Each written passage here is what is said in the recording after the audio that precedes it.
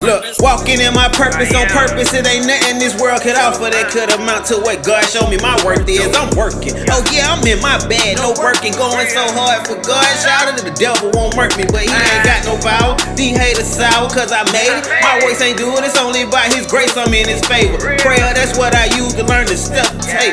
The Holy Spirit fill me with courage on top of the faith. That's why. So I'm walking in my purpose on purpose. Yeah. So I'm walking in my purpose on purpose. Okay. So I'm walking in my purpose on purpose. Yeah. On purpose. Yeah. So today with us on Stool Talk, we're honored to have a special guest with us. Here on Stool Talk, we walk in our purpose on purpose, and today's guest is definitely doing that. A great, knowledgeable person about sports. A lot of the players that I've contacted about her rave about how much she is supportive and how much she pours into them. Like she gets so much of herself.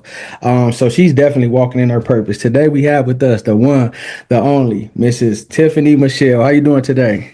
I'm doing great. Happy to be here. Yeah. So, how did this journey with you with sports start? Ooh, What, with me playing or working in yeah, sports? with you playing in sports. What sports did you first play? Ooh, T-ball, 5 years old. Basketball, soccer, ran track. Yeah, I played everything. I tried it all. Yeah, which one did you really see yourself like taking off with it or selling with it? Was it one of them or was it more than one? I was really good at softball. And then when I got to my junior year of high school, I was like, it's too hot out here. I've always loved basketball. I wasn't good at it immediately, but um, once I got to like ninth grade is when I started to really get a lot better and honed in on my shot. And so I was like, I love basketball. You can find me outside. It doesn't matter what time it is. I'm outside. Yeah, and what do you love about basketball? Ooh. What don't I love about basketball? It's like the atmosphere, fans. I'm a shooter. Like when the crowd goes crazy, like that's everything to me. Yeah. And what would you be able to say to the young athletes that's their game might ain't developed until later they might have a slow starter, they might just start playing. What would you be able to tell them to help them to encourage them?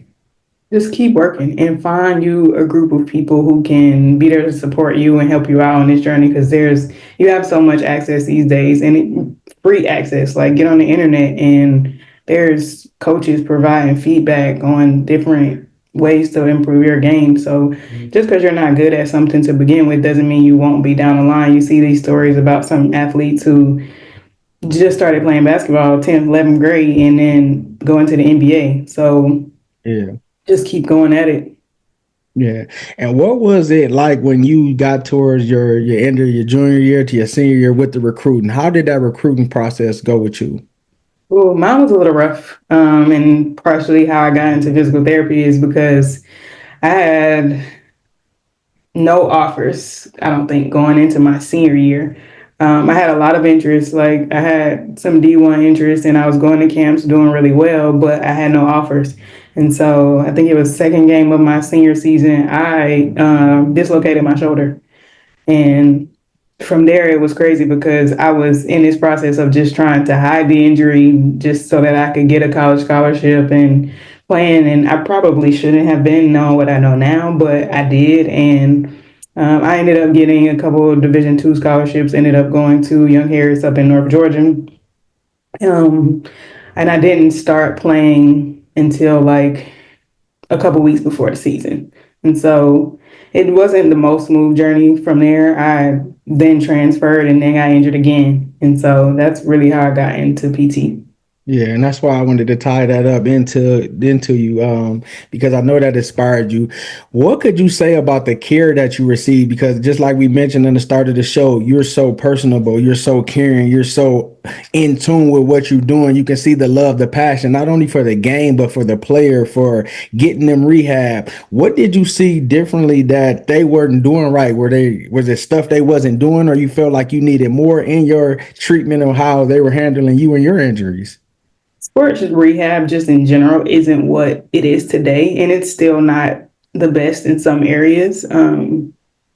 It just, for me, when I first started out with the first shoulder injury, it was like, oh, you can lift your shoulder, you have enough strength, good, you can go back and return to play. There was no return to sport process or like it wasn't structured in any way. I think the day I could lift my arm, I went outside and shot a basketball, which I could have completely destroyed everything at that point. But nobody told me any differently. I was a kid, I didn't know. And so then when I had my second surgery, I had an athletic trainer. She was great, like amazing, best athletic trainer out there. But at the same time, people have to understand when you have an athletic trainer, they're responsible for multiple teams. They can't give you that one-on-one care that you might need and deserve. They're more so overseeing things just to make sure, things don't go left. So I did need more. I needed the one-on-one. I needed structure in my rehab and a proper return to sport progress. And I just didn't have that. Yeah. What would you be able to say to the young athletes when they get injured and they try to go above and beyond and they probably should rest, but they feel like I gotta play. What would you say to those athletes?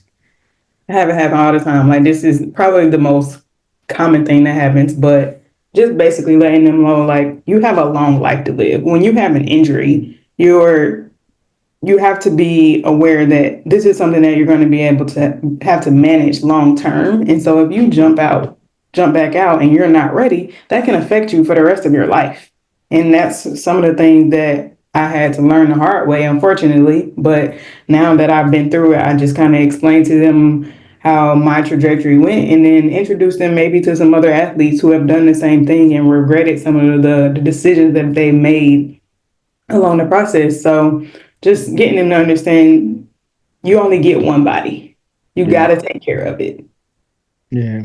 And what made you decide, and when was that point where you said, you know what, I'm gonna go into physical therapy, I'm gonna go into this where you will be able to help the athlete? When was that moment you decided this is what I'm about to do?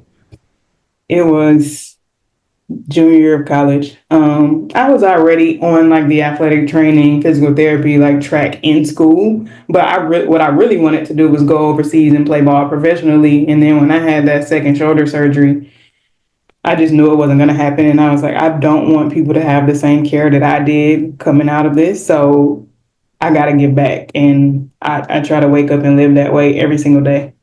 Yeah. How has your background as an athletic influence player handled the way you approach working with the athletes today? I know when to push them and when to back off a little bit. I think we have to understand as coaches, we are dealing with a young athlete whose mind is not fully developed yet, and they're learning and growing every day. And so sometimes it's not okay to just push, push, push. You want to say, all right, let me back up. Let me see, maybe this athlete's dealing with something. Maybe they failed an exam or they had a long day and they didn't eat or they didn't sleep. And I try to keep those things into account because like we all have bad days.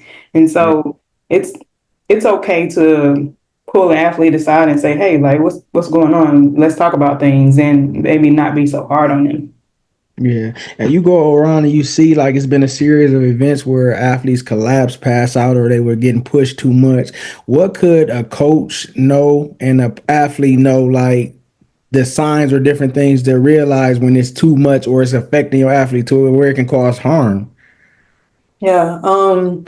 I would say you notice changes in their behavior, like, or if this is a player that usually gives their all, but they just can't. Like, those are the times where you want to put an athlete aside and say, "Hey, is something going on?" Because a lot of times they're not going to come to you and tell you. You have to pull it out of them.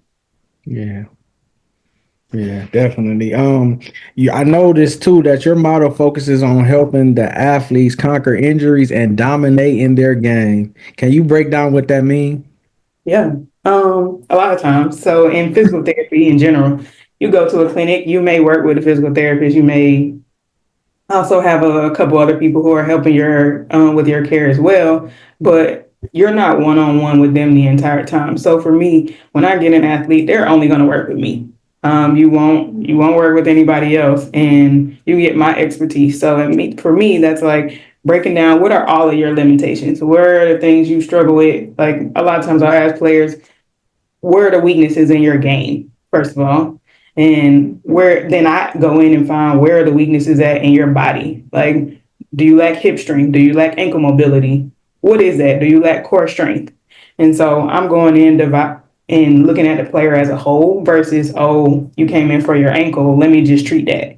No, because it may be something going on at the knee or the hip that we need to address that's leading to what's going on everywhere else. So just also taking into account like nutrition, sleep, what does their family support look like? All of those things matter when dealing with an athlete. You're not just getting, oh, somebody that has an ankle injury.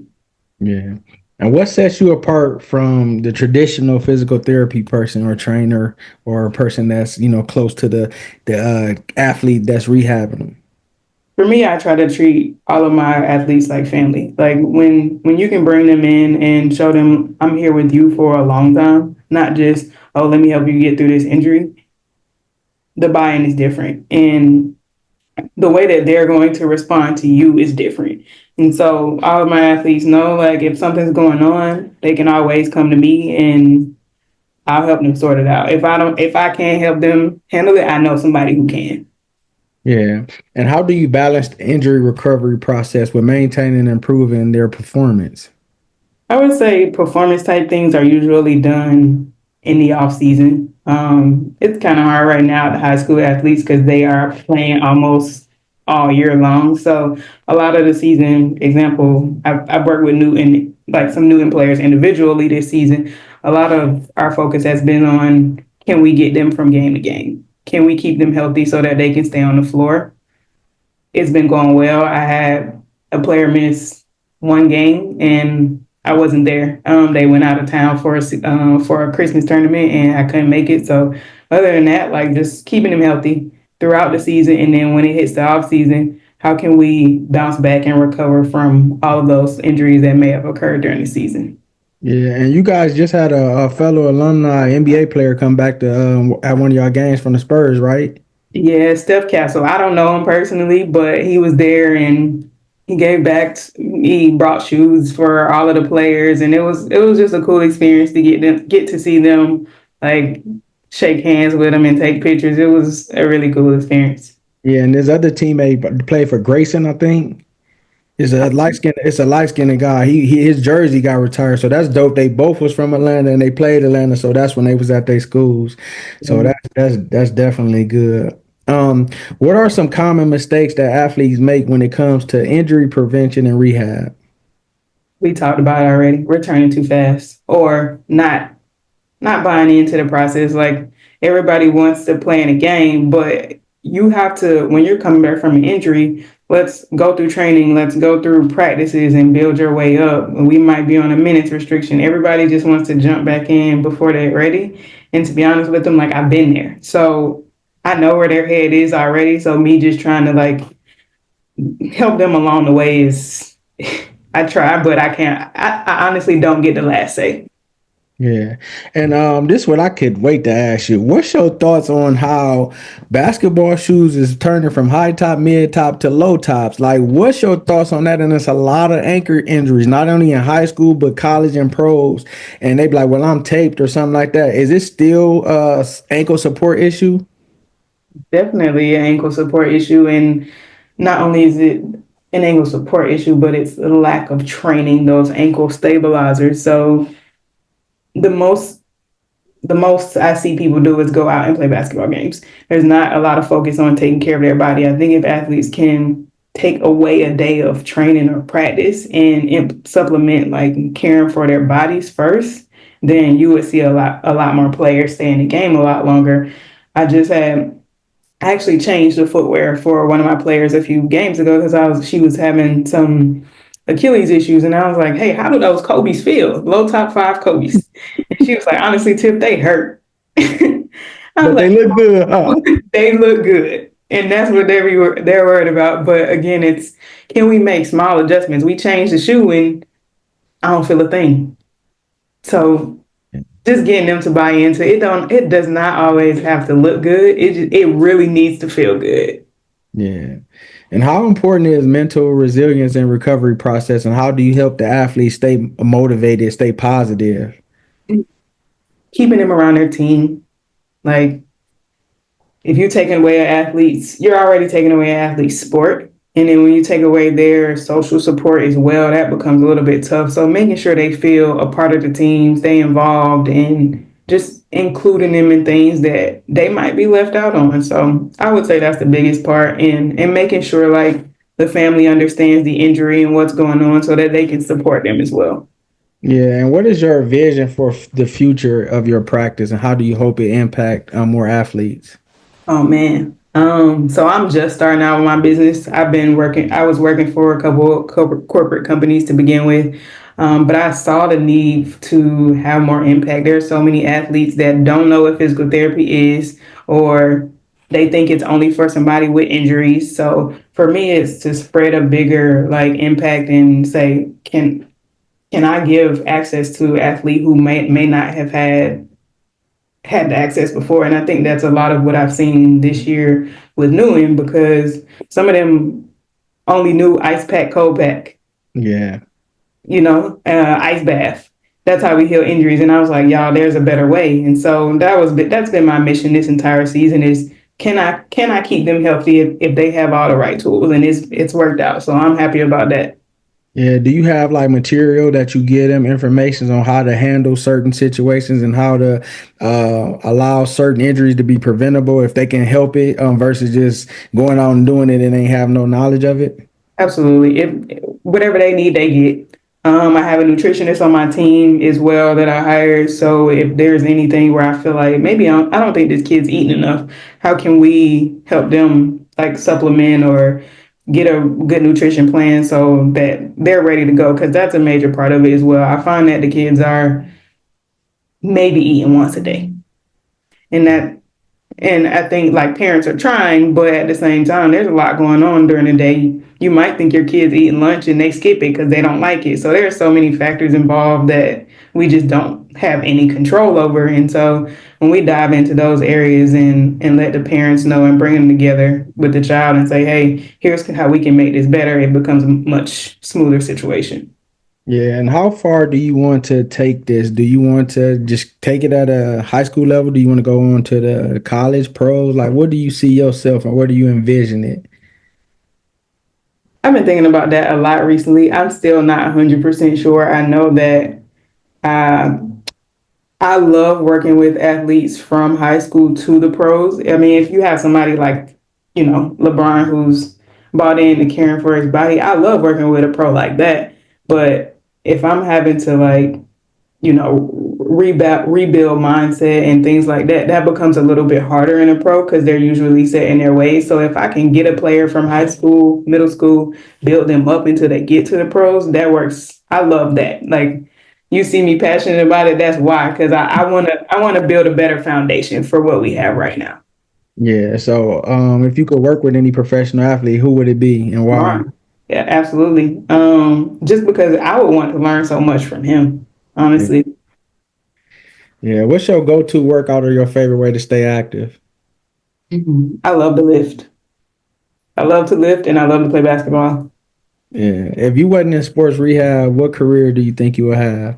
Ooh, photography, videography. I want to make documentaries, and that's part of something I've played with in the past, but I'm getting back into. So I've been creating like highlight reels for some of my players and documenting their rehab journeys, and that's definitely the field I'd be in. That's what I was saying. I was going to ask you about that. What goes into that process with how you want to shoot, record, or film each athlete? Like, where do you get your ideas and creatives when you start to do that process? I couldn't even tell you. I have so much going on in my brain up here, and just a lot of times I have too many ideas. I don't know what to do with them. So for me, it's been a process of like, can I start from day one? Day one, if an athlete's comfortable with me recording their first session, I just try to get as much footage as I can because they don't realize it, but later down the line, they're going to be able to look back at it and say, "Oh, I remember how far I've come." And Yeah. so it brings so much joy. Everybody being able to see those behind the scenes videos and things like that. So whatever the athlete's comfortable with me sharing, I will. Yeah. What's your favorite motivational quote or saying to the athlete for the athletes? I don't have one. I ain't gonna lie to you. I No. do not have one. So what you just do, whatever comes on your head, it just comes off.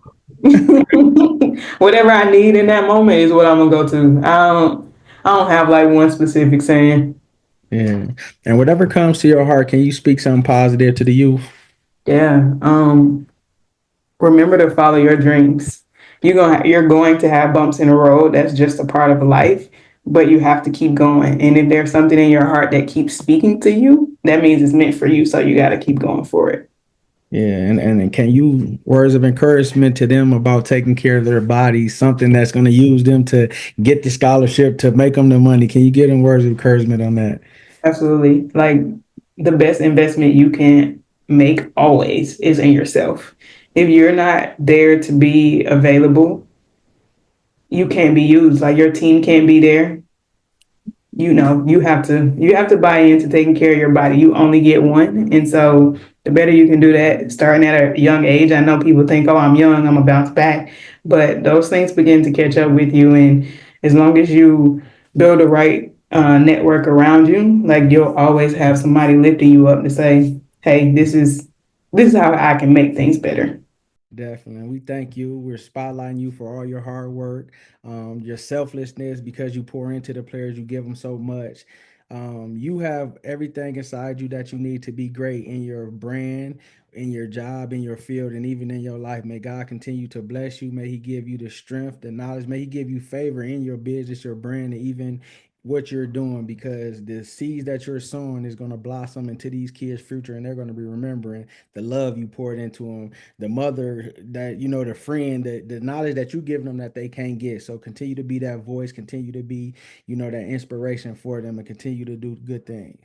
Thank you. I really appreciate you having me on and allowing me to share my knowledge with y'all. Yeah, yeah, ladies and gentlemen, the one, the only Tiffani Michelle.